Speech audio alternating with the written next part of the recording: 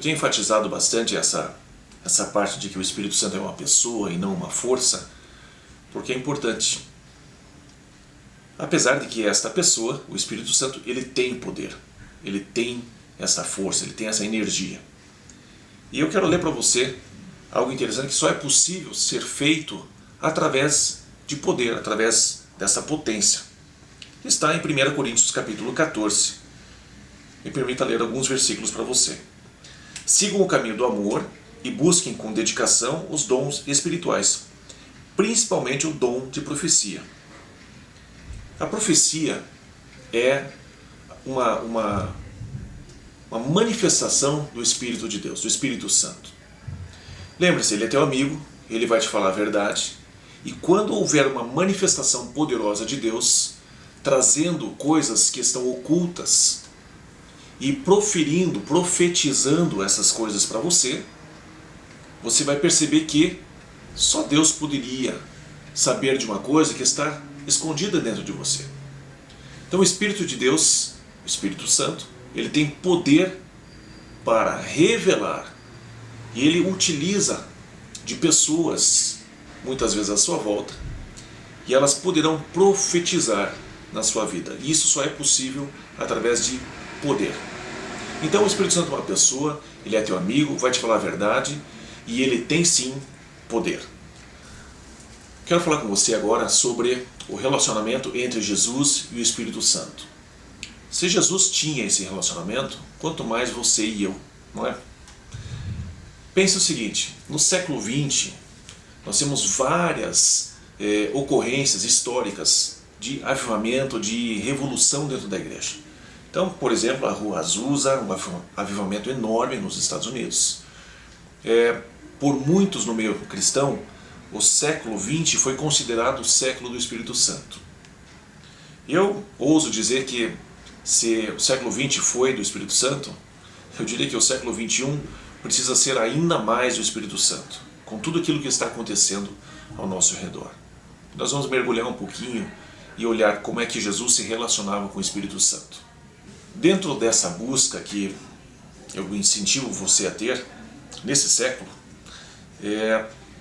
dá uma olhadinha em Pedro, na vida de Pedro, ali em Atos capítulo 10, onde ele precisou sair da sua zona de conforto. A igreja estava naquela época bem recolhida e de repente começou uma perseguição e teve dispersão, pessoas foram espalhadas ao redor e Pedro, por exemplo, estava em Atos 10 tendo que sair da zona de conforto dele para se relacionar com pessoas não judaicas. E ele se encontra com Cornélio e ele precisa entrar na casa de um gentio, ele precisa sair da sua tradição, ele precisa sair daquilo que ele estava acostumado. Lembrando, o Espírito Santo vai nos conduzir sempre uma coisa boa, mas nem sempre, gente, isso vai ser muito confortável para você e para mim. Mas, se ele é o Espírito da verdade, e ele é nosso amigo, ele vai nos levar sempre para o melhor, é importante a gente perceber que vai valer a pena passar por esse desconforto momentâneo, porque em seguida você vai perceber que realmente o que você está vivendo naquele momento será e é muito melhor do que você já viveu até agora. Então Pedro, ele teve que ceder à orientação do Espírito Santo. E ali o Espírito Santo mostra, numa experiência, por exemplo, o dom de línguas, em que os gentios começaram a orar em línguas. E isso, até aquele momento, era novidade. Apenas os judeus ali, em volta daquele relacionamento entre os apóstolos, é que estavam acostumados com o derramar do Espírito Santo, com a manifestação do poder dessa pessoa.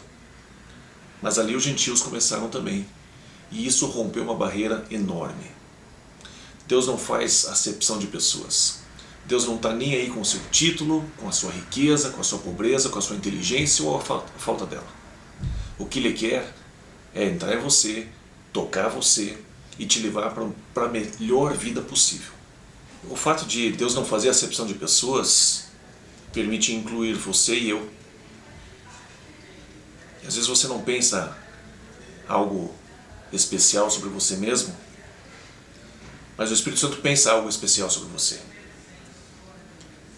E aí então Pedro sai da zona de conforto, vai falar com pessoas com quem pela tradição ele não podia falar, e ali ele chega na casa de Cornélio e no capítulo 10 de Atos, versículo 37 diz assim, deixa eu ler o 36 para vocês. Vocês conhecem a mensagem enviada por Deus ao povo de Israel, que fala das boas novas de paz por meio de Jesus Cristo, Senhor de todos. Sabem o que aconteceu em toda a Judéia, começando na Galiléia, depois do batismo que João pregou, como Deus ungiu a Jesus Cristo de Nazaré, com o Espírito Santo e poder. Vocês percebem como não tem como separar Jesus do Espírito Santo?